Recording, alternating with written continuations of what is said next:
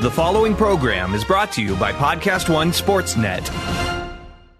This episode of Steve Austin Show is sponsored in part by DDP Yoga. Working hundreds of matches over the years, it ain't no surprise that my body has taken its share of bumps and bruises. Ain't no doubt about that. And my buddy Diamond Dallas Page knows all about the wear and tear the ring takes on your body.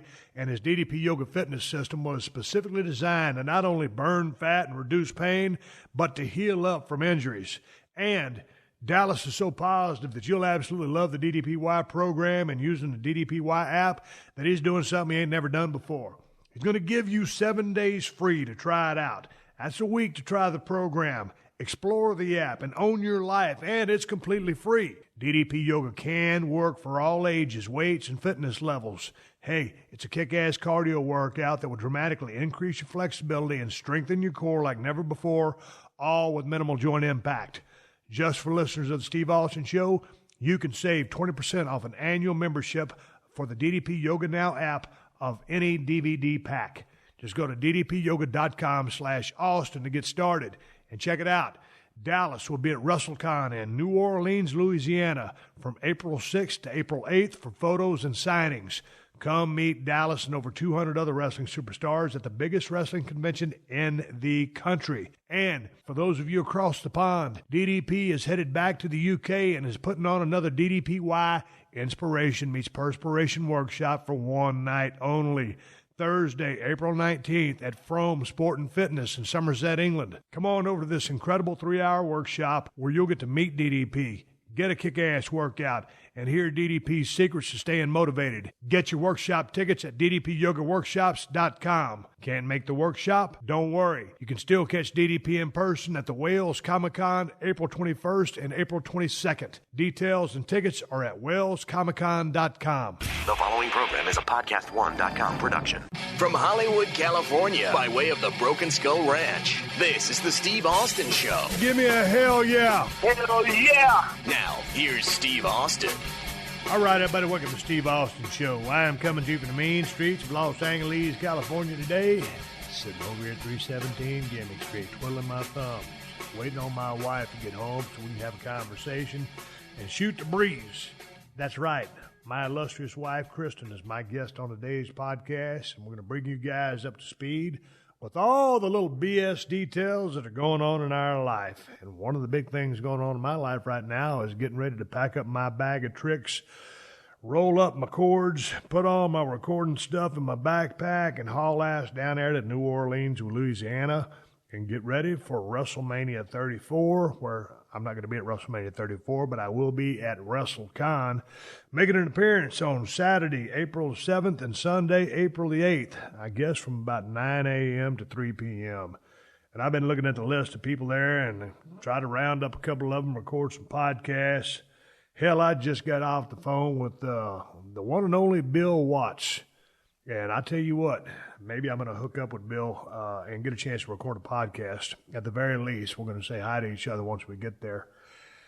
Man, I tell you, growing up in the mid-'80s and watching pro wrestling, it's like I've said many times before when people ask me what my favorite promotion was, man, I got to go Mid-South. And NWA's right behind that or right up there in that same ranks with it. But man, there's something about Bill Watts' territory when they was running Tulsa and all. I mean, that was a big-ass territory. Those guys were traveling some miles back in the day, and they just had a hellacious stacked locker room with lots of talented guys that were drawing money and contributing to the program. And it seems like, Bill Watts always ran a tight ship. Great creative. Jim Ross, obviously, there doing the bulk of the announcing, and when they put Michael P.S. Hayes on color commentary, I just thought it was just phenomenal. And just the action, the ring, the storyline, and it goes back to being in the mid-'80s and going back to an age when, damn near wrestling was a shoot back then. You really thought it was real. And don't get me wrong, I had a blast doing the stuff that I did in, the early 90s going into, the mid-90s and the Attitude Era, and then when I wrapped up in about 2003.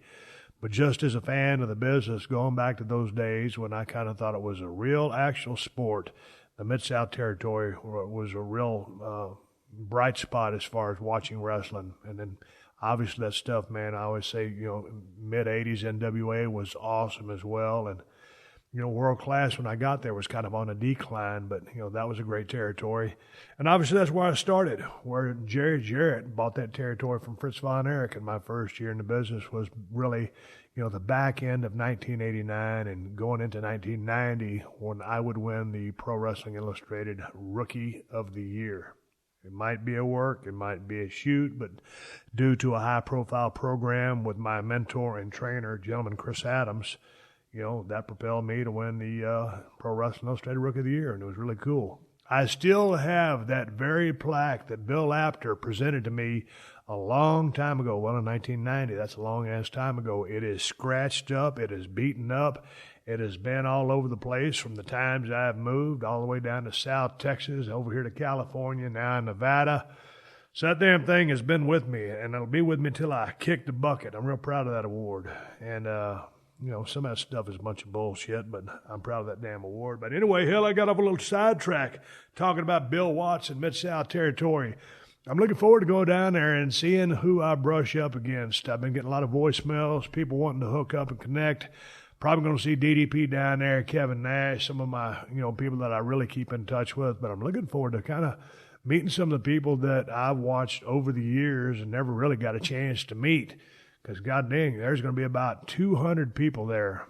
And yesterday I spent, give or take, about 6 hours in a hotel room right down the road from my house in Marina del Rey, signing a lot of the stuff that needed to be signed before the event, because if we did it during the event, we wouldn't have enough time to take care of everybody that wants to take pictures and do all that stuff. So, man, I tell you what, I asked the guy, I said, how much time do you need? And or how much time do you think this is going to take? And he goes, we ought to be able to get it done in 2 hours. And I was thinking to myself, man, 2 hours, that doesn't sound like a very long time. And I've been to some things where, man, you're in there for a long-ass time. And I haven't done any appearances. I haven't done any signings in 10 to 15 years. So anyway, I get in there, and it's organized just like a laboratory, total organization. Everything was stacked very neat. Guy pulling stuff out from under my hand when I signed the signature on it. And, man, I tell you what, after about midway point, I drank a protein shake and just kept signing my damn name. That's what you do. And, god dang, my wife keeps sending me text messages, and she's saying, when are you going to be done? When are you going to get home? What's taking so long? My wife just walked in the room. She's going to join me here on the podcast. But, hell, ended up taking about 7 hours to sign everything that we needed to sign. And I told my wife, I said, the club that we usually go to get our margaritas is closed on Tuesdays. It's closed on Mondays and Tuesdays. So I said, we got to go somewhere, because after signing my damn name for 7 hours, I need to get a margarita and a cheeseburger. So I picked her ass up once I got done. We stopped, got a couple of margaritas and a cheeseburger, and then came back to the house, and I'm packing up my bag of tricks. And I'm getting ready to head down there to WrestleCon, and I don't know when I'm going to make another appearance. So, man, if you want to come down, if you're making a trip from wherever you're coming down, I will be there on the 7th and 8th from 9 a.m. to 3 p.m. Hang on, Callie. I'm trying to cut a podcast over here. I'll be there from 9 a.m. to 3 p.m. both days, and if there's any stragglers, we'll probably be there for a little bit. I'm looking forward to watching WrestleMania afterwards. I'll be watching it on my computer on the WWE Network, probably in the confines of my room. Anyway, let me cut this damn open off. I'm going to come back. Callie, you're killing me. Normally it's the dog next door that's bothering my ass, and you want to be in the same house and barking? What are you barking at? Fed you last week. Anyway, I'm coming right back with my wife. Got a couple of bullshit stories as we catch you up with our day-to-day operations here at 316 and 17 Gimmick Street. But before we get to our bullshit, did you guys know that 66% of men start to lose their hair by the time they're 35? It happens so fast you barely have time to react. Well, listen up. It's 2018 and things are changing. Thanks to science, baldness can be optional, and Hims is here to help you figure it all out. Hims is a wellness brand for the modern man. A one-stop shop for hair loss, skin loss, and sexual wellness, making men's personal care trusted, easy, and affordable. Hims offers FDA-approved medical-grade products, personalized recommendations, plus convenient confidential online consultations with a licensed doctor. Ain't no pharmacy lines, no waiting room. The products are shipped directly to your door. And Hims passes big savings along to you, offering prescription and generic for just a fraction of the price. Sound treatment and prevention backed by medicine and science. Look better, feel better, do better with Hims. For listeners of the Steve Austin Show, get a trial month of everything you need to keep your hair for just $5 while supplies last. So what are you waiting for? Save some damn money and save your damn hair. Just go to forhims.com/unleashed for all the details. That's forhims.com/unleashed. And stomp a mud hole into hair loss and walk it dry. One more time. That's forhims.com/unleashed to get yourself a trial month for just $5. Hey everyone, I'm Wade Keller, and it's WrestleMania season. So be sure to subscribe to the Wade Keller Pro Wrestling Podcast here at PodcastOne. I produce 2 new shows each week. Every Thursday on our flagship show, I'm joined by a co-host from the wrestling journalism field to talk about the hot topics in WWE and elsewhere. Every Friday, I'm joined by a guest who has worked in the wrestling business, including ex-WWE creative team members like Kevin Eck, talking about Drew McIntyre. Drew was a young guy, and did it go to his head, and did he walk around like he was the chosen one? He did, and I was frank with him, and I said, Drew, just so you know, this is how they view you. And PodcastOne's own Christian Harloff, talking about his days working for WWE and Vince McMahon specifically. As far as the perception of him, I mean, he's the king. He walks in and it's just, you can feel it. I mean, if the force was real, you would feel the force powering into the room when he enters. And pro wrestlers, including NWA World Heavyweight Champion Nick Aldis, also known as Magnus, talking about the challenges facing Ronda Rousey as she transitions from MMA to WWE. I'm sure if you asked Ronda, she'd probably say that this moment is the result of hundreds of people's work, meticulous preparation and planning and timing and everything, and now suddenly it's like, go! And that can be very overwhelming. Just search Wade Keller on Apple Podcasts or on the PodcastOne app or anywhere else you listen to podcasts. This is the Steve Austin Show. All right, everybody, welcome to Steve Austin Show. I am sitting here across the podcast table from my wonderful, lovely, illustrious wife, Kristin. Kristin, welcome to the Steve Austin Show. I'm proud to have you on here. Thank you, sweetheart. Boy, something's up. Do you need to borrow some money? You don't never call me sweetheart. Well, I just listened to a voicemail from my mom. It was pretty cute. She apparently called the wrong number, and a guy answered. And instead of thinking she got the wrong number, she said, "Hi, sweetheart." And the guy said, "Well, I think you have the wrong number." She said, but he said, "Thanks for calling me sweetheart." It was kind of cute. So I thought, she didn't know the difference between a man's voice and your voice? Apparently not. Anyway, sweetheart. Hey, man, let's start off the podcast. I was actually going to break down or give a preview and my predictions for the storylines heading into the biggest show of the year for WWE, WrestleMania 34, which happens this Sunday on April the 8th in New Orleans, Louisiana. Now, I'm going to be in New Orleans, Louisiana on April 7th and 8th at the WrestleCon convention, signing autographs and taking pictures. And yesterday, I spent about 7 hours at the Marriott Hotel signing stuff, and they documented it all, and it was, Jesus Christ, that was unbelievable because I told you. Well, you said I'll be gone 2 hours, and the next thing I know. That's what the dude told me. I said, hey, man, how long is this going to take? Because I didn't know how much stuff he had. He says 2 hours. I said, cool. I went down to the protein shake. All of a sudden, I'm looking around, and, the pile ain't really getting smaller, and they keep bringing more and more stuff. And anytime you see those stacks of pictures, it just looks like a stack of pictures that's about a foot and a half tall. Well, you start separating those things into the little bitty posters, and I'll put it down like this. There's a shit pile of them. And so I will sign my name, and Kristin starts texting me. Everything okay? How's it going? Still there? When are you coming home? Are you hungry? You want me to bring you food? And I'm like trying to, there's no cell phone reception, but I get the text because I'm dialed into the Wi-Fi. And I'm like, I ain't got time to text you back. I just sent you, okay, I'm good. Anyway, finally, I took a little bathroom break, and I called Chris, and I said, listen, we're going to have to go to the damn restaurant and get a margarita and a cheeseburger. I said, first of all, I'm starving because I only had a protein shake the whole damn day. And I wanted a margarita because for some reason, when you write Stone Cold Steve Austin all day long, 7 hours worth, it's kind of like, I'm over it. How many pictures? How many signs, autographs did you do? I think I did just about a little bit shy of 2,000, and that was just kind of the pre-orders and to take care of everybody, before they get there. And some people can't make the event, so they sign the stuff and they send it back to them. So, man, there was 4 people working in that room, and I was sitting there signing. So, I mean, you talk about a process. And they were extremely organized, and they did a really good job and all that stuff. So, anyway, I'm happy to be over it. But, hell, I'm looking forward to going down to New Orleans because when I was filming The Expendables, you liked going down there. Yeah. I filmed that movie. I was number 32 on the call sheet. And when you're 32 on the call sheet and it's a pretty long shoot, that means you got a lot of time on your hands. So you flew down there, and we got a chance to walk around in the French Quarter, drink Bloody Marys. I was eating raw oysters. We were antique shopping. But that's a cool-ass city. Yeah, it is. And I never do autograph sessions. And really, one of the big reasons I did this year, because I love New Orleans so much. Well, I love the whole state of Louisiana. Because I've wrestled in every single medium to big-sized town in that state. And I played football against every single football team I got over there.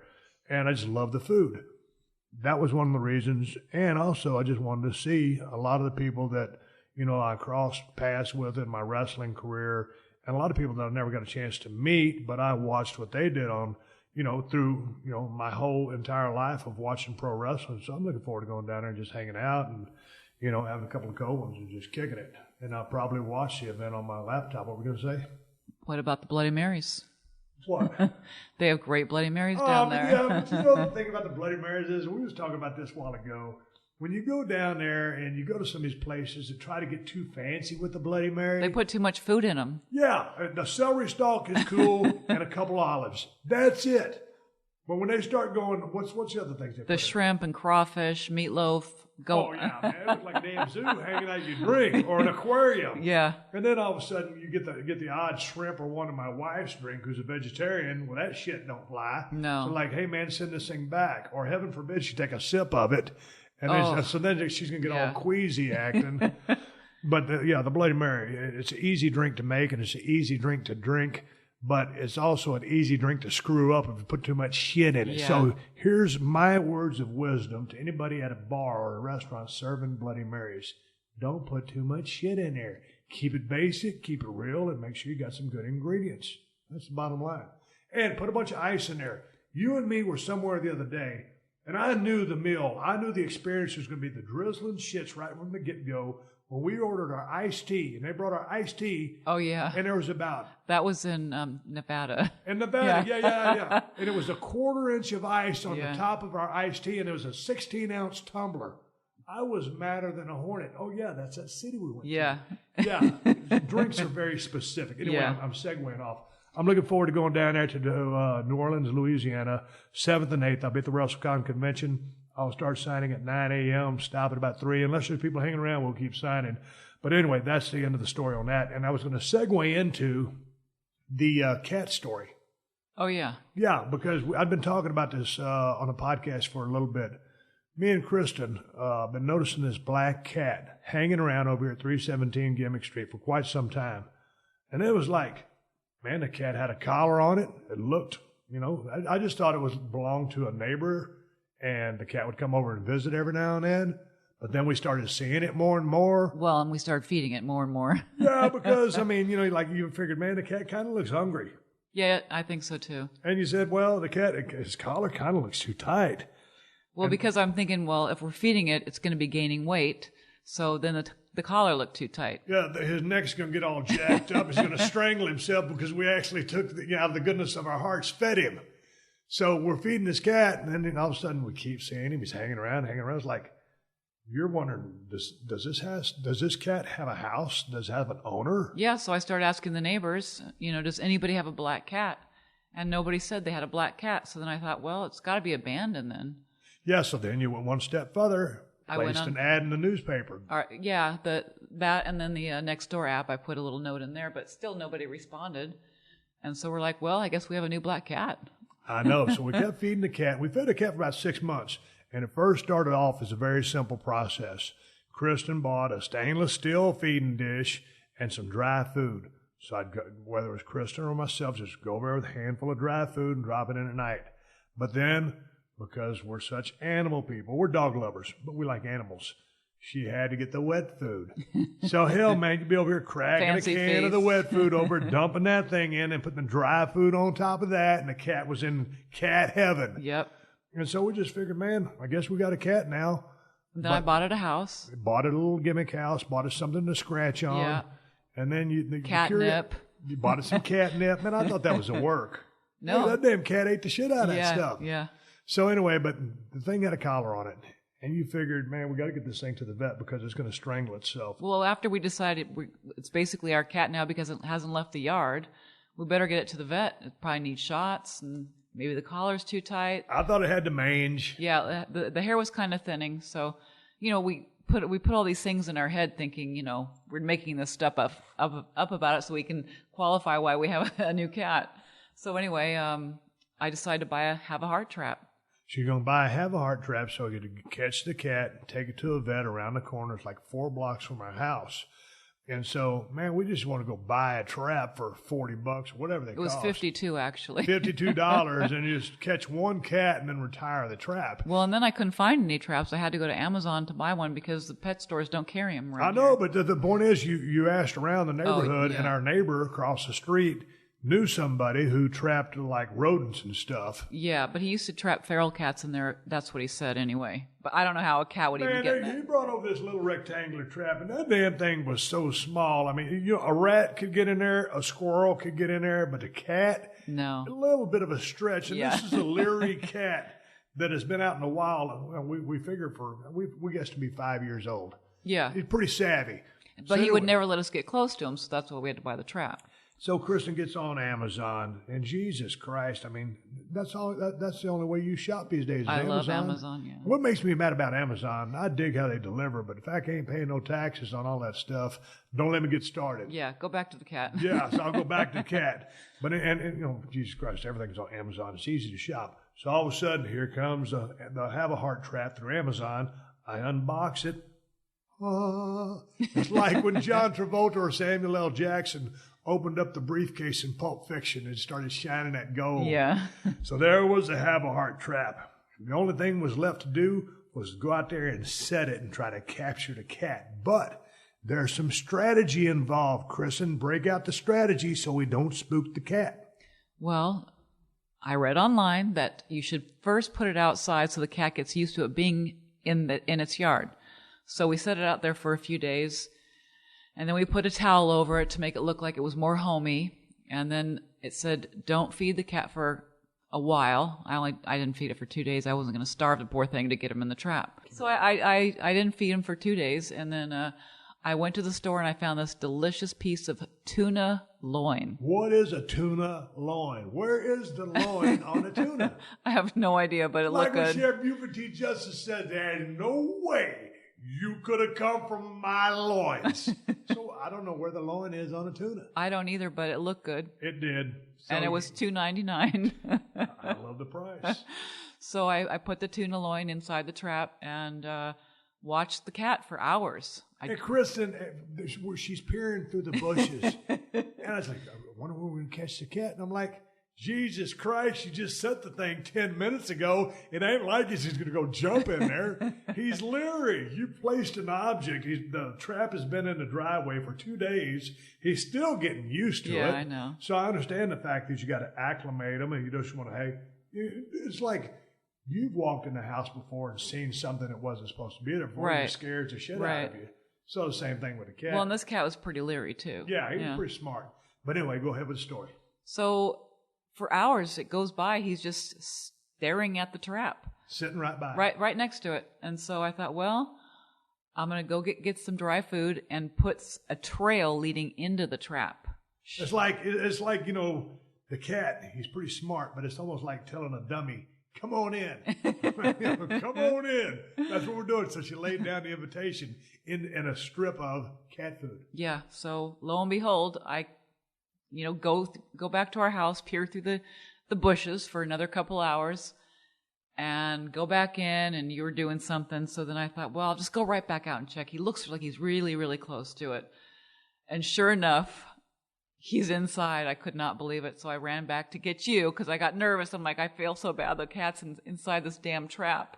We got to take it to the vet now. There's two things were going on. She was extremely excited we caught the cat because now we can get the cat to the vet to get the medical attention we think it so needs. Right. The collar's too tight. It's dying of the mange and rabies and everything else. And she also is worried about the duress that the cat can't get out of the trap because the little door's shut. Right. He's trapped in there, so he's a little panicked. Well, at least we had the towel on top of the trap. I grabbed the handle, opened up the SUV. I'm like, I ain't open to have a heart trap. Somebody's going to scratch out my eyes. Oh, yeah. And Kristin had called the vet, which is 4 blocks away, and said, hey, man, we got this cat, we'd like to bring it in, blah, blah, blah. It was one of those cases where the vet was really close. They were wide open, which is very rare here in the streets of Los Angeles. And they were super friendly. And they're very nice. They were awesome. Yeah. So we take the cat in there. Is that the cat? Yep, here's the cat. And here we're thinking they're going to have to drug it to get... Yeah, you guys, I'm sitting there telling them how to do it. Like, they're about to have a wrestling match with this cat. Probably got to put some tranquilizers in it. To get that collar off. You don't get scratched. Maybe surgery. Yeah, I'm trying to tell them what to do. It's like, dude, shut the F up. It's kind of what we do here. This ain't a pro wrestling ring. So they went back there. And we're Next waiting. thing we know, here comes the collar. Yeah. And so here comes the collar, and it's like, well, was it really tight? No, it was fine. Well, does the cat have mange? No. Just fleas. Just a couple of fleas. We gave it a tablet or whatever they gave for it. And so we're going to do some other things, and then we'll put it in a kennel, and we'll bring it out to you. And there's Kristin. I can see her gears spinning in her head as she's holding that little collar. Because on that collar is a tag. And on that tag is a phone number. What was going through your mind? Well, I was thinking, if I dial this phone number, it's going to be the person that allegedly abandoned this cat. And you just don't know who you're going to get on the other line. It could be some crazy person. Maybe someone doesn't want the cat. So I thought, well, everybody's staring at me in the vet office. I got to call this number. Well, and that's why they put the number on to begin with. But to your point, man, because in South Texas, you've rescued so many dogs. It would. People would get mad at me. I would say I would be perplexed rather than angered because it was your passion for animals. Like if we saw a dog on the side of the road, we'd take a damn thing to the ranch, start calling around. Well, it belonged to a ranch right down the road. That's just the way the animals are over there. But also, we've seen so many dogs abandoned. Right. And our trips back and forth to Texas, we just hate to see one like that. And then when you call them numbers and be like, okay, this is the alleged dirtbag that not taking care of the cat like they're supposed to. Yeah. But anyway, the story takes a twist. So there you are. You got the number, and you decide to call. I decided to call, and she picks up. It was a she. And I said, well, I'm calling because I have a collar with your phone number on it that, I just discovered a cat was wearing it and thought I'd give it a call. And there was silence on the other end for about 3 seconds. And she said, you have my cat? I said, yeah, I have him in a kennel right now. She said, you got to be kidding me. I said, no, I have him. She said, he's been missing. And I always thought it was a girl, but yeah, he's been missing since October 28, 2016. I said, what? I said, I've only been caring for him about 6 months, so I don't know what happened to him for the last year and a half. I said, well, do you want to come get him? And she said, yeah, we live in Sherman Oaks, which is 30 miles away. And so we're all sitting there on the phone thinking, how in the heck did that cat get over the hill on the 405 freeway and get to the marina? There's no way. 30 miles of concrete between here and there. And I'm wondering if he crawled up, because remember I told you at that time I started up the Ford Focus, and I was talking to Teddy on the podcast, but I told you the story. That cat come boiling out of there. Yeah. And so he crawled up in the hood of that car just to get some shelter, and someone was telling me a story the other day. Well, your brother Mitch. A car had crawled. That's easy for me to say. Leave that in there, Sean. A cat had crawled up in his truck. And when he went home, the cat was in a new location because it stayed there. So, but 30 miles down to 405? I don't think so. I don't think so. Well, she thinks because, it's during Halloween, perhaps maybe somebody kidnapped a black cat for some strange reason. Y'all were floating that theory around, but that one didn't hold water with me. I don't think anybody would just jack some cat off the street as a rib to bring a black cat to a party because it's Halloween.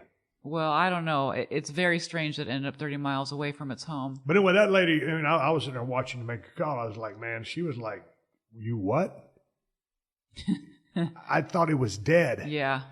And so, man, so we thought the lady was going to wait for like a couple hours, because it was rush hour traffic, and she was coming from Sherman Oaks. And that is, when it's rush hour here and you're going from there to here, it is an absolute cluster muck. Right. And man, all of a sudden, we're figuring she's going to be here like 7, 8. 1 hour later, Kristen says, I'm going to go check on the cat. I said, well, I'll go with you.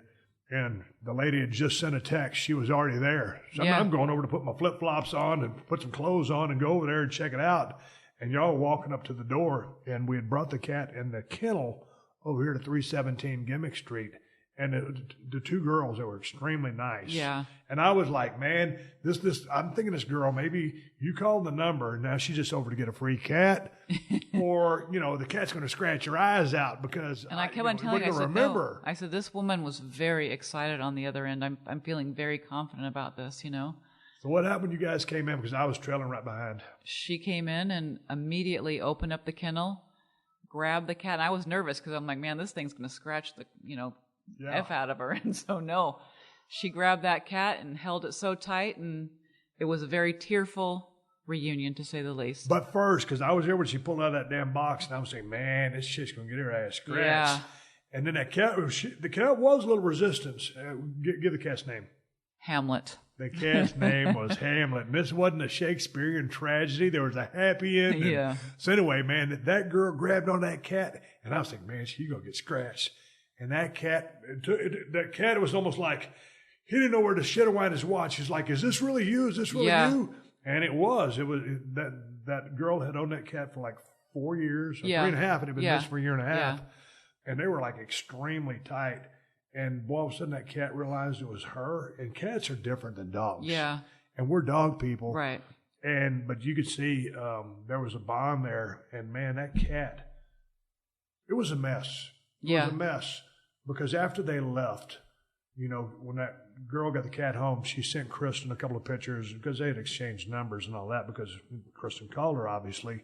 But she sent a couple of pictures of her holding that cat, and that cat on like a chest of drawers and just hanging out sitting in the house. Sitting on the TV stand. Yeah, on a TV stand. All over the house with the dogs. She's got dogs. Yeah, but the one draped on her back where she just has his arms extended is just like that cat loved her and she loved that cat. And you can see, like, when I would look at the cat in the front yard here, it was just a cat that I figured was a neighborhood roamer. Right. And when I saw his eyes were like so big and blue and relaxed and content and happy. It was a different cat. Being at her house with, back with her owner, whole different animal. Oh, yeah. It was amazing. It was a great story, and it just made me feel so good to have reunited them. It just was. Yeah, but that girl was so happy, and she was so happy. She walked dogs. Yeah, and she was an extreme animal lover. But it was a really cool story. It was. I was about to start crying. I wasn't, but it was cool, man. I was pretty teary eyed. So what I figured, man, we just get us like Ace Ventura, Pet Detective. Maybe you and me get a couple of business cards made up. When someone got a missing cat or missing dog, we'll go out and find them. Like, we can almost be bounty hunters and locators, and then we can trap. Now you get a whole string of have-a-heart traps. We'll go into business, Chris. We could. We got a Yukon Denali XL. Plenty of room for have-a-heart traps back there. Riding all over the city, checking our trap lines. Almost like Mitch riding up there in Nevada. Well, I did send Mitch a text. I said, I trapped my first animal. But now, since you trapped the cat and got it back to its rightful owner, right?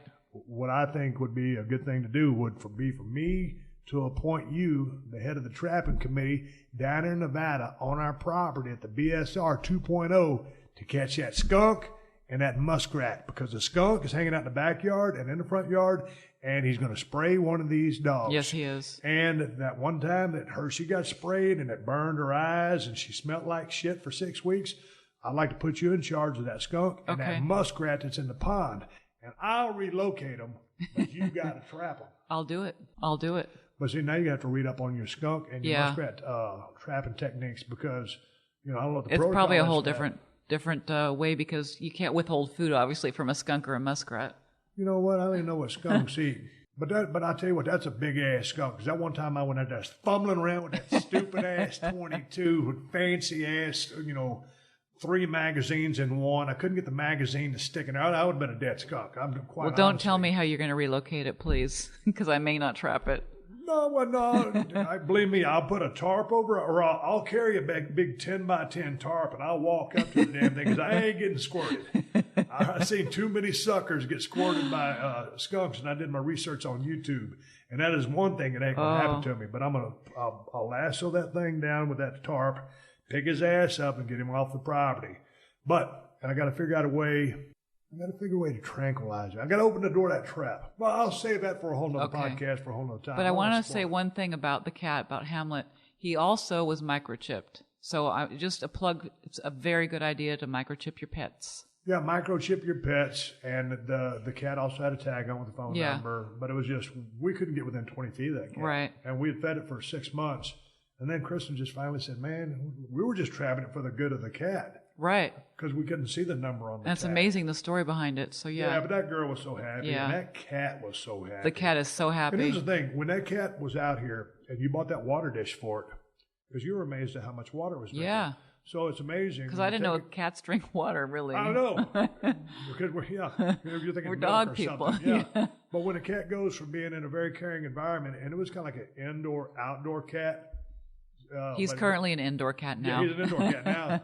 But it's like, where do you get your water from when you're out on Main Street? I don't know how this cat survived a whole year without any attention. Year and a half. Yeah. So I give a swig a day. I'm going to drink tequila tonight. I'm going to swig You are? Yeah, I am. Just telling that story just made me want to drink. Basically, any story makes me want to drink. But god dang, it's getting up. It's starting to get late, and I'm cooking. I cook chicken thighs today. I had chicken thighs all day today for my meals, and I'm cooking salmon tonight. But god dang, my wife is as good a cook as you are. We've got to tell this brisket story. Oh. Because I was on a mission the other day, and I got on some good brisket. It was probably the best brisket I've had in the last 15 or 20 years. Maybe in my life. That's how good his brisket was. Well, and you talked to the guy how he prepared it and everything. Everything. I got the total 411, so I knew how to do this, but my wife being a cook. Well, I was at Gelson's, and I was walking by the meat section, and there were all these briskets. I guess people make brisket for Easter or something. So I thought, I'm going to try to make brisket for my wonderful husband. And the thing about it is, I mean, like when I was talking to the guy, he was talking about smoking this thing, and he had a big ass pit, and he puts it way away from the heat source, from the hot box. And he's running hickory or whatever combination of wood he's running. And he's using the heat within that chamber, but it's not direct heat. Well, we just have that little tiny... Yeah, I was using a little Traeger portable grill, which is wonderful for cooking my chicken and fish and stuff like that, because man, this stuff is done in anywhere from 10 to 15 minutes. Like I was telling the guy that cooked his brisket, I'm so ADD, I ain't got 7 hours to tend to a brisket. And while it gets barked up in the cooking process, spritz it and squirt it with the concoction that he told me to put on that damn thing. So, well, I got a small one. I figured it'd be a lot easier. Well, I know, but so anyway, we put the damn brisket 3 on pound. Yeah, a 3 pound brisket. That was going to shrink down to a pound. Yeah, it wasn't really a brisket, it was a brick. So the brisket. No, it was a brick, actually. It was a brick. It turned into a brick. So we're out there. I'm squirting that little bastard down every hour. And finally, it gets time to take it off. And I go to cutting that damn thing up. And it's like cutting into a damn shoe. It wasn't worth a flying shit. And I tried to eat a couple of slices of it. I was like, God dang, this is the worst brisket I ever had in my life. This thing, I ain't going to be able to salvage this thing. And then Kristin got the big idea and started chopping it up with the I wasn't going to waste. Yeah, but when she started chopping it up and making chopped brisket out of it, and because once you do that, all you do is just pour a bunch of barbecue sauce on top of it and you save it. Yeah. But it wasn't anything like the experience I'd had the day before. So I was like, mother effer, are you kidding me? We put all this time, 3 hours, into cooking this brisket. But the problem was, in that little pit, there's no room to put it away from the heat source. No. And so it's supposed to take a lot longer. Well, we didn't know that until we did the second one. So the next day, we get the big idea, since we F'd that one up, we'll try another one. We'll get a bigger one. And the pit hadn't grown any. No, but we got a 6 pound brisket now. Got a 6 pound brisket, Kristin. With a little more marbling, because I thought, more marbling. And so we go through the same process. That thing hit $1.60. I pulled it out, wrapped it up in foil. Did everything. Did everything that the guy told me to do, we did. And when it hit 200 degrees, I pulled it. And I let it rest for about an hour, and a half. We put it in the dryer. I told Kristen, because the dude, when he pulls his brisket off, he kind of puts his in like a cooler. He'll wrap it in some, like the butcher paper or whatever it is, and just sits it in the cooler. Yeah. He'll let it rest for 2 to 3 hours.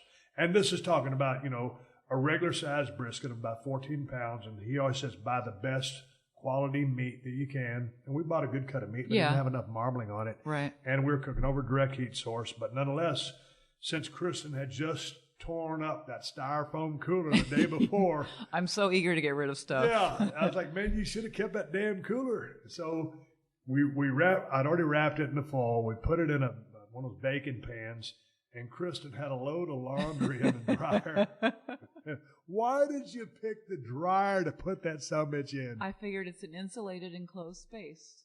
That's kind of like a cooler. Right. So anyway, we put the brisket in the dryer. I didn't turn the dryer on, though. The tumble dry, please. So we put the brisket in the dryer. Yeah, I probably got an IQ of like 90. My wife's probably around 160. So we come up with the ingenious decision to put the brisket in the dryer. And after about an hour, when the bell went off. Oh, clothes smell like brisket now. Yeah, I walked into Gimmick Dope Shop, and the guy said, "Who's eating barbecue?" You have a bunch of dogs chasing you. Kristen smells like pot, and I smell like brisket. What a couple. Smelling the pot made me hungry. Eating the brisket filled my belly up. I'm a combination of both. Okay. So anyway, I start cutting in this sumbitch after we let it rest, after I pulled it out of the dryer. Kristen was folding the laundry. I was cutting the brisket, and this sumbitch was tougher to chew. So I chopped it up, poured barbecue sauce on it, and ate it the same goddamn way we did the first one. I was madder than a hornet. I'm so sick and tired of brisket. I had like a world-class brisket on one day, and 2 days in a row to totally shit the bed. You said, I'm boycotting brisket. I'm so done with brisket now. I'm not going to be making it anytime soon. We've been trying to get back to Nevada, and I got a big Traeger smoker over. That some bitch is the big family size model. I don't know which model it is, but it's a big huge. So we're going to get a regular size brisket. Yeah. And we're going to go through the whole process and protocol. Yeah. And I'm going to smoke that son bitch for 7 hours. I mean, I don't remember anything. It's like I'll forget a high spot. Tackle, drop down, hip toss. What? But I remember verbatim the cooking instructions for this brisket. So when we get to Nevada, we're going to cook it something's right. And if it turns out great, that means I'll probably start entering barbecue contests, going all over the country. Yeah. I might as well get back on the road. I think taking bumps in a squared circle would be easier. Anyway, but the guy that I learned this from, he was like one of those competitive barbecue cookers. Yeah. And that son bitch, I mean, you talk about a passion for cooking, and he knew his shit. But anyway, that's our... What's that? It's different. Passion for barbecue, passion for cooking, you know. All right, let's take a quick pause for the calls and get big ups to True Car. Now, if you're looking to buy a car, you're probably familiar with terms like MSRP, and you might even know what it stands for. But what does it actually mean? The same goes for invoice, list price, and dealer price. Hey, it's enough to confuse anybody. All you're really looking for is a price that actually means something. Well, introducing True Price from True Car. Now you can know exactly what you'll pay for the car you want, including fees and accessories, before you even get to the dealership. True Car dealers will show you the true price on cars like the one you want, all from the comfort of home. And how do you know if your true price is a great price? Because True Car shows you what other people paid for the same car you want. And your certified dealers know this, so they set their true price competitively so they can win your business. So when you're ready to buy a new or used car, visit True Car to enjoy a more confident car buying experience. Some features not available in all states. You're also going to need car insurance for that new vehicle. Go to geico.com, and in 15 minutes, you could be saving 15% or more on car insurance. That's right. Save hundreds of dollars on car insurance at geico.com. Extra money in your pocket, it may just be the most rewarding thing you do today. Hello, guys. It's MMA fighter Chael Sonnen. Check out my podcast, You're Welcome, with Chael Sonnen every Wednesday and Friday right here at PodcastOne. We cover the latest in mixed martial arts and everything else going on in the world of sport. Listen free to You're Welcome with Chael Sonnen, exclusively available on Apple Podcasts, at PodcastOne.com, and on the Podcast One app. If you love the show, share it with a friend, and leave us a rating and review. All right, before we get the rest of my conversation with my illustrious wife, Kristin, here's some words from our sponsor. Flap, pustule, jowls, nugget, gurgle, smear, curd, bulbous, tender, dongle, pork, moist. Hey, whether you're a construction worker, warehouse worker, or even a podcast host, if you hear certain words on the job site, it can make work uncomfortable. So at least get work gear that is comfortable. Timberland Pro, work shirts, pants, and boots, head to toe. Timberland Pro, not uncomfortable. This is the Steve Austin Show. All right, continuing the conversation with my illustrious wife, Kristin, over here at 317 Gimmick Street. Man, I want to talk about something that is always hard for me to find, is something to watch on television. I'm extremely picky, as you are, but you watch all that subtitle stuff and read all the damn stuff like that, foreign movies, and that don't really work for me. But one thing we finally agreed upon the other day was a documentary called Wild Wild Country. Well, you weren't going to watch it at first, though. I had to actually turn it on. Well, you were sitting there on your computer, fiddling around. You don't believe me when I tell you something's good, and that somebody told me it was going to be good.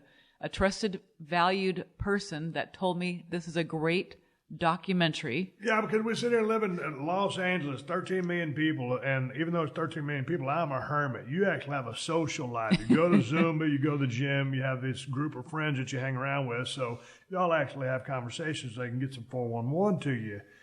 Me, I got my head in the sand over here trying to do a podcast, and it just sucks, being here in the city. That's why I want to get to Nevada more. We'll cover that in a little bit. But anyway, I'm real bad about picking something to watch because going way back in the day, I'll tell this story real quickly because I've told it before.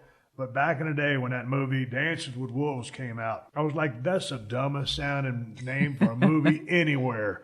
I was like, who would want to watch that? Well, what's it about? Well, after I finally watched it years later, it became one of my favorite movies. I've probably seen Kevin Costner and Dancing with Wolves 10 times. So I'm bad about judging a documentary or a movie on its name. And like Wild Wild Country, I'm thinking, okay, wild horses, it's out in the West or something like that. Well, I'm on the Wikipedia page. It just says Wild Wild Country is a Netflix documentary series based on the controversial Indian guru Bhagwan Sri Rajneesh and the community Rajneeshpuram of his followers in Oregon. It was released on March 16, 2018. That's Wild Wild Country Wikipedia page. They started off over in India, and I guess they got some heat on them or whatever. They need to expand. And they bought 64,000 acres in Oregon. The guru dude, the Bhagwan, I didn't understand what the draw was because it's a very, very interesting documentary, and it's only like 6 episodes long. And Kristin started playing it, and I was like, man, what the F is this? And, of course, then I got roped in because, I was seeing what's up here. So I started tuning in, and then I folded up my laptop computer. So we watched it, one episode at a time till it finished. Yeah. I didn't see why the followers followed this sumbitch. I don't either, but it was a very interesting docuseries. I really enjoyed it. One of the things that they didn't really talk about, they didn't talk about no drugs. Those people had to be on drugs. Do what? They had to be on drugs. They had to be, because they couldn't be. They were running around, skipping, happy, holding hands, jumping up and down in the weird. Air. It was weird. And they all had that look on their face. I think they was tripping on LSD or something. And the thing about this was, one of the reasons I wanted to watch it, because first of all, it was an interesting subject, and it's a very good documentary, very well done. But it happened between, the stateside part of it happened between 1980 and 85. And that's, I graduated high school in 83, then went to college. So my mind was focused on the next step and playing football. So I wasn't paying attention to anything else. Well, I don't know if it really made national headlines, though. Well, it made statewide headlines over there. Yeah, it did make national headlines. I was just busy doing other things. Yeah. But because it was almost kind of like It was almost like a version of Jonestown. Yeah. But without the mass. But then all those other weird factors that went into, like the bioterrorism and... Oh, yeah, that was crazy because that was the first time anything like that had ever happened in the United States of America. So we can't give too much away, but... I don't want to give anything away, but man, them people where they moved that community to weren't too chilly red hot about the whole idea. They tore up the whole community apart, really. Well, they just tried to take over the state. Yeah. Anyway, not to give it away. It's interesting. But I highly recommend it. Yes. And man, them people were into some weird stuff. I mean, man, some weird shit. There's one very awkward scene. I think it was in the second episode that we both kind of turned our head and were like, what the... Yeah, this is a little different.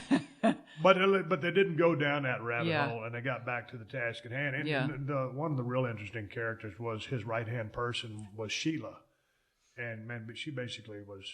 She ran the show. She ran the show, and she was different. And we can't figure why these people followed this guru. But they didn't just follow him. They gave him all their money. Yeah. Because these weren't just a bunch of hippie folks. A lot of them had dough. Right. Because this one couple says they give the dude a couple $100,000. Well, and he's driving Rolls Royces around. Yeah, like I got to give him props. I mean, at least for having like 16 or 18 Rolls Royces. Now you'd think you might want to diversify, get a Bentley, a Mercedes, something else. Dude had like 16 or 18 Rolls Royces. Yeah. So that's some dough right there. But anyway, that's a good thing that I would recommend in watching. But I want to jump off, Kristin, on pet peeves because I was coming home the other day, and I'm listening right now to this god-dang dog yapping next door. And I'm sure my microphone probably ain't picking it up because I'm talking kind of loud, and Moolah just came over. But this damn dog next door. It's a small yappy dog. Man, and they leave it outside. Well, even when they take it inside, the sumbitch is barking. He's got the loudest voice. Right now, it's bothering me here. It's bothering when we go home next door, a whole house away. And it's like, how do the people put up with that shit? I don't know. Because I can't stand it when Callie barks in the house. Oh, tomorrow. And I've been meaning to do this the other day. This past weekend, it was like Good Friday. And then Saturday got away from me. And then it was Easter. I went to Best Buy and they were closed. Went to Best Buy to get me a gimmick speaker because I'm fixing to crank the jams up over here. I'm gonna leave it at that, okay? And Best Buy was closed on Sunday, on Easter Sunday. I get it. It's a national chain. It's a religious holiday. You close down. Everybody's closed down for Easter. But when I want a gimmick speaker, god dang, I want it now. And I couldn't get it now, which was then. Yeah. But now I need it now. Now you need it. To crank it up so I can drown out that pesky little vermin dog over there. I mean, it's really bothering me, Chris. It is the loudest dog I've ever heard. It's got the loudest voice and it never stops. It's driving me to drinking. At least that's my excuse. But what's worse is the guy in the back alley sanding his van in prep of painting it. I'm all about a do-it-yourself project. We heard this god-awful noise coming right behind the alley in our house, and then all the houses or all the neighborhoods in Los Angeles, there's an alley behind your friggin' house. So the neighbor back there, he's got this project. Well, it's not his van, it's his friend's van, and the summit's been parked over there for a long time. I didn't know what the noise was. It was just this loud-ass, obnoxious noise, and it would last for like 8 hours at a stretch. Yeah.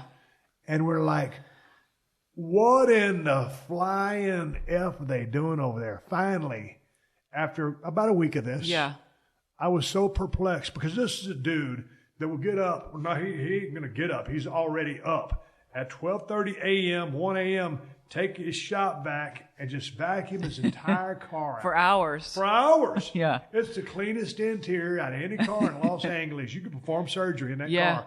So now they're out there and they're making all this noise. And I go back there, open the gate, and they're sanding on that bucket van back there. It's a black van, and they're sanding it down, and it's all rusted out. It's like a bucket of shit. And I'm surprised by the time they've been sanding on this thing so long. I'm surprised that there's not just a couple of seats and a chassis sitting there.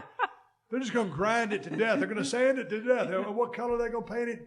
That's the $1 million question. I can't wait to see. And whenever and whatever color they paint it, I'm going to tell you right here on the podcast. But right now, it's really chapping my ass because you'd think there'd be some type of protocol etiquette or like heads up or, You know what? Well, you try to be a good neighbor and you try to be quiet because you don't want to offend anybody. But here it's like you got the barking dog people, you got the van with the sander, you got the German shepherds across the street, we've got trash trucks, we got sirens, we got helicopters, we got people blasting their music, we got the kids across the street having frat parties every weekend, and we're like ready to pull our hair out. And the damn sumbitch who rides that damn chopper back and forth in front of the house. He's only got like a 1 block radius. He rides this loud ass chopper and it's right up and down in front of our damn house.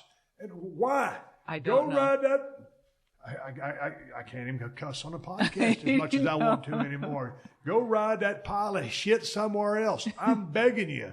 Or let me take it to the muffler shop and get a muffler put on it for you. Well, I don't understand the idea behind having a loud motorcycle. What is that? I mean, now, when you're on one and it's you making a noise, it's pretty cool. Okay. It's that exhaust note. It's the same as being in a badass car. I can understand it when you're driving it. But when you because it's a participation thing and it's the vibe. Oh, okay. It's a whole thing. It must be a guy thing. No, but other chicks dig it too. That ride, they dig it too. And I think it also, the rumor is it also helps in traffic because the traffic can hear you if you're in a blind spot. Yeah. That's kind of a rumor or wives' tale. I think it's true. But nonetheless, that would make sense. When you're making a noise, it don't bother you. Right. Like that dog, that barking don't bother him. That's what he does. Of course not. But it's bothering the shit out of me.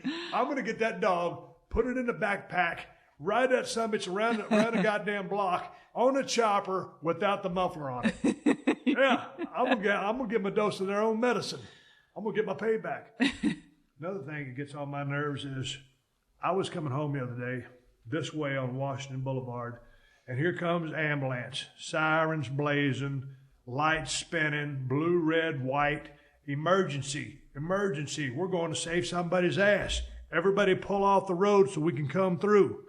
Well, there's a red light right there. Callie, shut up. I'm right in the middle of telling an impending and really important story. Here comes cars making a left-hand turn, going right in front of the ambulance. And the ambulance has to slow down, swerve to the right to avoid T-boning the car that was too stupid or too caught up in his own system or sending text messages. Well, people don't pull over in L.A. I don't know what the deal is. No, because they're scared they're going to lose their place in line because there's so much goddamn traffic. Yeah, you're right about that. So anyway, the ambulance almost T-bones the car. And if the ambulance would have T-boned the car, they'd have had to call 2 ambulances. One to continue the original mission and then one to attend to the ambulance that just got T-boned because the dude ran a red light. I don't know, man.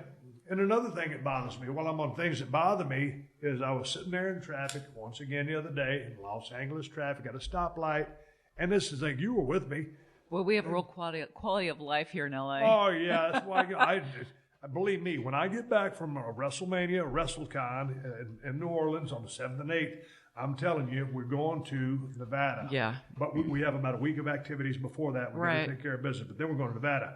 Because when we're out there, it ain't nothing but horses in the front yard, rolling around, chasing each other, pulling shenanigans, and cows mooing. Yeah. Heaven. Back to my little pet peeve section here. I know I've said it before, but you and me was in the same car riding down the road the other day, and we pulled up behind Let me guess. Toyota Prius. Prius. And what was the Toyota Prius driver doing while trying to be green and drive a hybrid and protect our ozone layer, Kristin? Smoking a cigarette. Smoking a big fat ass cigarette, hanging out the side of the window. The damn things, those cars are kind of low down. This dude must have been about 6'7". The cigarette was almost on the ground. Either that or he lowered the Prius, and you don't see that too often, a low-rider Prius. And I'm sitting there thinking as the smoke was just billowing off this thing. And it don't even get me started on them vaporizer people or whatever. When they blow them, what's that smoke? Like a cloud comes out. E-cigarette? Maybe e-cigarette? I don't know. No, ain't no e-cig. Whatever the hell it is, you know those people that make all the smoke. The vapors. They actually, the vapors. They actually have contests to see who can make them They do? smoke. Oh, yeah. It's the dumbest shit I've ever heard of. But anyway, this dude had a cigarette. And you and me are jawing back and forth about it. Right. Well, if the sumbitch is trying to be so green to protect the environment, why has he got a damn cigarette? And then the topper is... The coup de grace. Go ahead. He drops the cigarette onto the street. He dropped the cigarette on the mean streets of Los Angeles, California. And as a resident right now of the city of Los Angeles, it offended me. That really bothers me when people do that. People litter. Yeah. There's one thing, back in the day, when you're a kid and you do stupid shit, you throw a bottle on the side of the road. Right, yeah. But not as an adult, not in 2018. No. In 75 or 80, you could do it, and it didn't bother you so bad. But now you get some wherewithal and some. You want to take care of the earth. Of the course. dude's driving a Prius, he's smoking a cigarette, and then he's got a shit can, his cigarette. Does a Toyota Prius not have an ashtray? They may not, because maybe they don't think Prius drivers would be smoking cigarettes since they bought the car to help with the environment. Oh, here's something stupid. Back in the day when I first met you, I was driving a Porsche Cayenne Turbo, remember? Yep. And I got the non-smokers package. Right. Which means simply they don't put any cigarette lighters or an ashtray in it. So the problem with that is, where do you plug in your radar detector, your phone charger, all that bullshit? You talk about outworking themselves. So surely, going back to the Prius, not to segue on the fact that they didn't have anything to plug an electronic device into. Well, nobody uses a radar detector in Los Angeles. Well, you got to plug in a cell phone. Okay. Back to the Prius. If you're a smoker, do the right thing. Have a little, it's like having a spit cup. Yeah. Have a cup with some water in there with something damp down there so you can drop your cigarette in here. Don't just throw so much on the side of the road. Nothing bothers me more than that. I know. Well, that's my biggest pet peeve. Well, I'll tell you what else bothers me. We was going to the store. I opened the door for you. Here comes some dude behind me. There's a dude, but, I held the door open for him. Dude just walked in like I was invisible. I wear camouflage all the time, but I'm pretty sure that, it wasn't like a John Cena. You can't see me. I weigh 255 pounds. I just held the door for your ass. You would think, now I wasn't asking for him to thank me, but as something, that is like etiquette, manners, protocol, someone holds the door open for me, a lady even, when you're in close proximity. A lady held the door open for me a couple of days ago. Thank you. I held the door open for a lady the other day. She said, thank you. The dude comes by and say shit. Well, just say thank you. I'm not there to open the door for you. I'm not a doorman. I'm just trying to show you and express some. I could be. Yeah, you could be. I'm good at opening doors. Yeah. But if somebody does a random act of kindness for you, which is few and far between in today's day and age. You would think they would say thank you. Is it that hard to say? Or give a nod. Something. Or like, I always think, if people let them cross the street, all they have to do is nod and say thank you, or, like a physical, something to show you that they're grateful that you actually waited and let them cross the street. Yeah, but here's another thing. Here's how far a lot of people have their head up their asses. Is like you was taking your mom out to lunch of the day at Thousand Oaks. Y'all sitting at the restaurant. I won't drop the name of the restaurant. But my mom noticed this, which I thought was interesting because she doesn't notice a lot of stuff. So what happened? Y'all was in a booth. So the guy brings the food to the guy next to us who, first of all, it's a busy restaurant at lunch, and people that take up booths are usually groups of people. This was a single guy. He took up a whole booth, put his legs stretched out, was texting. The guy brings his food to his table, does not even look up to say thank you or acknowledge his presence, continues to do whatever he was doing. Then the guy comes to pick up his plate when he finished. Can I get your plate, sir? Yes. Takes his plate, the guy doesn't say thank you, nothing. I'm like, my goodness. I mean, first of all, you're taking up a booth that these families could be sitting out, and then secondly, you don't even acknowledge the server's presence. So that kind of irked me. Well, I mean, just give him a hey, man. Give him a nod. Just say, thanks, man. Well, I'm not going to blow smoke up our ass. Yeah.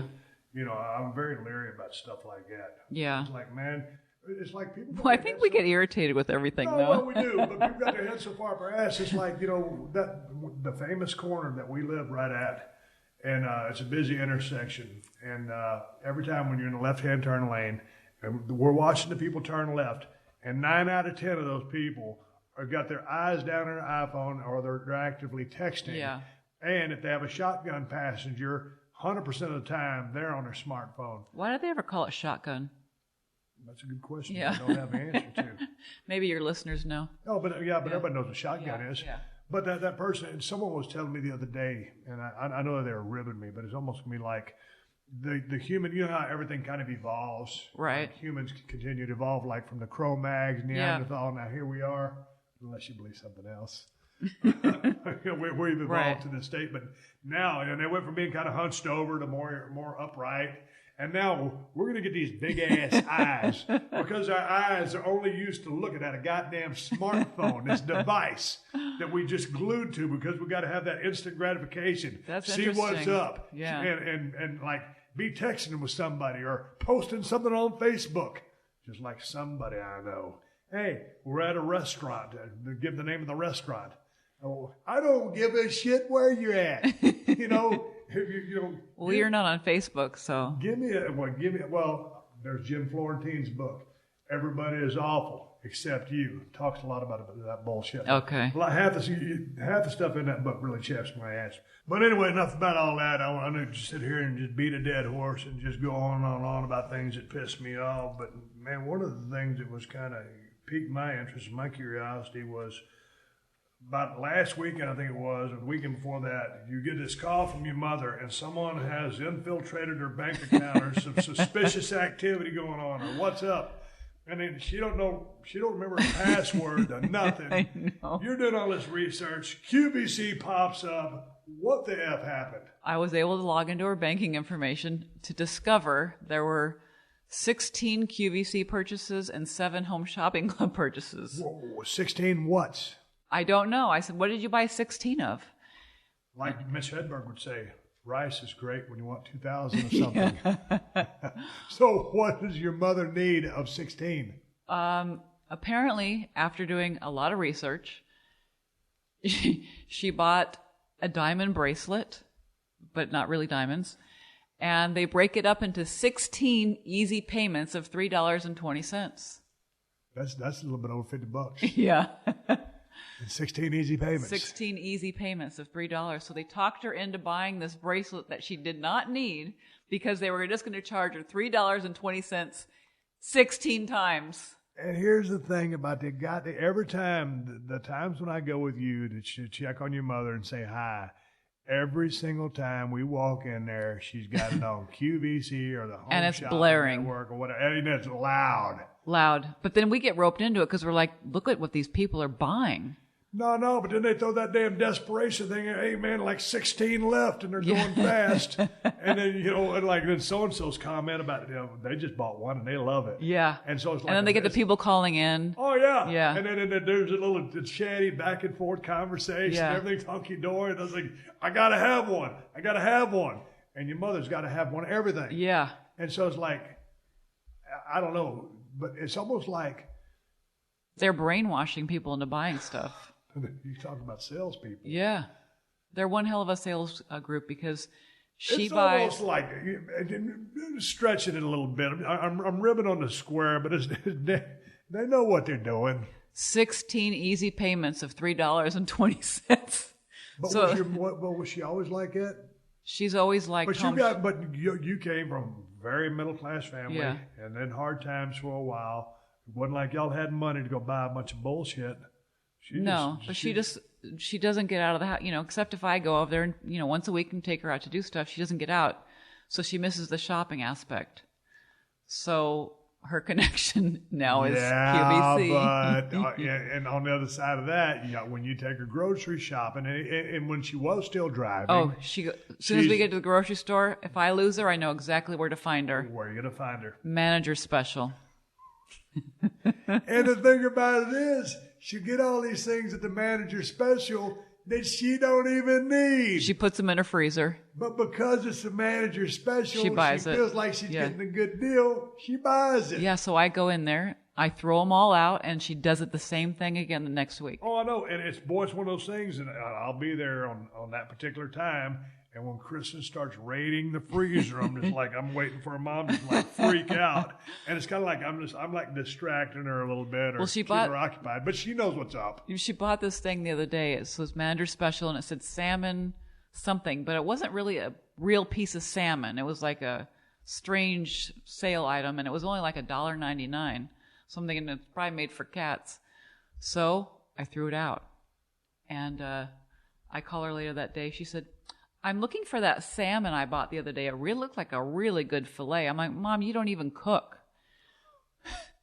Sure enough, she was livid, that I threw that whatever piece of salmon away. So I had to go buy her another piece of salmon and make it for her the next time I went over there. But how does it happen when she orders that bag of pot stickers? But it's a gimmick number of pot stickers. It was 91 pot stickers. Where did they pull 91 out of? I have no idea. Why not 100? Why not 90, 80, anything? An Why even number. 91? I don't know. Maybe they threw one in for good luck. But 91 pot stickers. Yeah. Does she eat them? No. I gave those to the neighbor. And today when I got there, there was 4 new items in her freezer that I had not purchased for her. So she snuck out and took Dial-A-Ride over there. And so there was a turkey burger with stuffed blue cheese inside. That was in the frozen. She already put it in the freezer. She buys everything and puts it in the freezer. There were these, they look like really old shrimp. Those were in the freezer. Another piece of salmon and some sort of strange looking bread item. So of course I snuck those into a little bag and went out to the garbage and put them in there. She has no idea they're not even there anymore. So, because I get her frozen meals anyway, and she gets Meals on Wheels. But every now and then when she comes over to stay for a couple of days, and she'll bring us a couple of items that she got off QVC or whatever it's called. We got the shiatsu foot massage thing there the other day. Remember, for Christmas? Yeah. It's still in the closet. And then she bought some sort of other massage thing for me. Are you going to use it? I might. Are we going to have a garage sale? No, but I was thinking maybe I'll combine that with my CBD lotion. That's a good idea. Yeah. When are you going back to the dope shop? I need to go to I'm going to try a new one. I want to go to the one with the valet. Just so I can say I valeted at the dope shop. You're just going to hang around there and keep smelling all the air so you get a little contact high? Yeah. It's my new spot. I don't have to buy anything. I'll just keep going to all the new ones so I get the 20% off discount for first-time customers. All right. Well, anyway, let's go ahead and wrap this podcast up. I appreciate you helping me out. I tried. I damn near wish you was going to New Orleans with me. You want to go? I would have liked to gone, actually, because I really enjoyed New Orleans when we went there together, but I've got to take care of 2 special girls. Man, I tell you what, people always ask me, because we were going somewhere. I was doing a project the other day, and they said, is your wife coming out? I looked at them. I said, my wife coming out? What do you mean? Well, it's your job. You go to work. I know, but that's exactly what I told him. I said, no, man. I said, my wife and I have been together 14 years, and we've been married 9. I said, man, when I go to work, my wife, like if I'm filming something every now and you'll come on my days off just so you can enjoy Mexico or Georgia or whatever. Yeah. But you don't go to work with me. No. I said, no, man. She knows I'm busy and it's work. I said, like when she was teaching special ed, I went and read to your kids one day, but I didn't go. What's that? I didn't expect you to come to work with me. Yeah, I'm over in the corner while you're over teaching, eating that bologna sandwich, distracting the kids. Hey, dude, you want a sandwich? But it's like, no. But you'll be working, and you're going to be real busy. So. Oh man, I'm going to be. And then when you get around your wrestling pals, it's like another language, and I don't understand it. Man, and that's so fun. I'm looking forward to seeing everybody. I was talking to, I think I mentioned it on the open of the show, I was talking to Bill Watts on the phone, and I might be able to get a podcast in with him if his schedule is cool. We're gonna try to do one. But that was my favorite territory to grow up watching, and it's funny because all these years later, Kristin and I have been together 14 years, and then when one of her special ed students had brought the WWF calendar to her class, and then she turned it, and that was my month, and we ended up being married after all these years. All these years. Thanks to one of your wonderful students who brought the damn WWF calendar together. Absolutely. And I'm going back to a wrestling function. I'm looking forward to it. It is a different language, though. But that's one thing, because you speak a lot of the wrestle speak that, well, we just have our certain words. Right. We don't speak carny to each other, and I don't really... But I'm learning all the terms. You should have a... Actually, yeah, but you say gimmick. And yeah, I like gimmicks. Yeah. So, other than that, it's not like we're calling high spots to each other. I don't use that word. No, but anyway. Well, I'm going to ride off in the sunset and then get my workout in. Shit, I've been so busy. I've been trying to get caught up to my workouts. I got a project coming up I'm looking forward to. Thanks for joining me on the show. I might be doing a breakdown of WrestleMania 34. Hopefully it's a great event, and I hope everybody has a real good time and performs to the utmost of their ability. Hopefully the crowd inside the Superdome, or is it the Silverdome, as Hulk Hogan would say, hopefully the crowd is on fire and they're ready to see a good night. It's going to be a long day because of all the pre-Mania stuff going on. But, man, they're giving you bang for your buck. It's going to be a great show. I'm looking forward to seeing the match between Stephanie and Triple H and Kurt Angle and Ronda Rousey. And I'm looking forward to seeing the championship match and AJ and Nakamura and a bunch of other stuff. It's going to be a loaded show. And hopefully the WWE and the guys and gals crank it up and knock a grand slam. Coming back to close the show. Thanks to my wife for joining me here on the Steve Austin Show. Coming right back.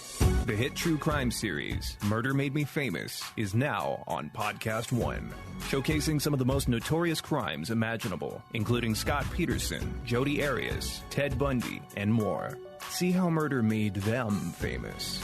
New episodes starting every Tuesday on Apple Podcasts, as well as PodcastOne.com and the PodcastOne app. And check out the new season of Murder Made Me Famous starting Saturday, April 14th on the Reels channel.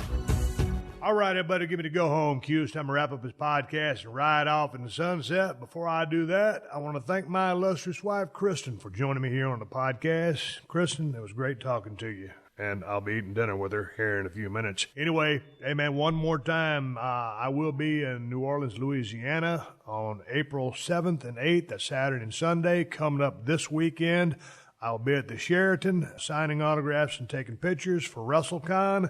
These will probably be the only 2 appearances I make for the next few years. So I just don't do these things too often. I love New Orleans. I'm looking forward to getting down there and eating me some Cajun food and watching the show afterwards. And a shout out to all the WWE superstars who will be performing on Sunday night. Hey, man, good luck to everybody. Y'all go out there and rip it up and have a damn good time. ProWrestlingTees.com/Steve Austin has all my Broken Skull Ranch stuff, and you can catch it right there where I just told you to go. If you're thirsty, I got a damn good IPA. It's called Broken Skull IPA from El Segundo Brewing Company. You can find it in California at Whole Foods and Total Wines. And if you don't live in Cali, check InsideTheCellar.com and see if they got any, first of all, and see if they ship to your state. And if you're looking for a badass pocket knife, which I will be taking mine to WrestleCon in New Orleans, Louisiana, check out the Cold Steel Broken Skull knife or the Cold Steel Working Man's knife, and you can get them at my new Amazon store. Amazon has the best price on both knives. Just go to Amazon.com/shop/Steve Austin. And I want to say one more thank you to all the fine sponsors of the Steve Austin Show. That's how I'm able to do this podcast for you twice a week for free. And you can find all my sponsors at PodcastOne.com. Just click on the Killer Deals button at the top of the page and then click on the Steve Austin Show banner. Folks, I am on social media, on Twitter and Instagram, and my handle is at Steve Austin BSR. Folks, until next time, my name is Steve Austin, and I will catch your ass down the road. This has been a Podcast One production. Download new episodes of The Steve Austin Show every Tuesday at PodcastOne.com. That's PodcastOne.com.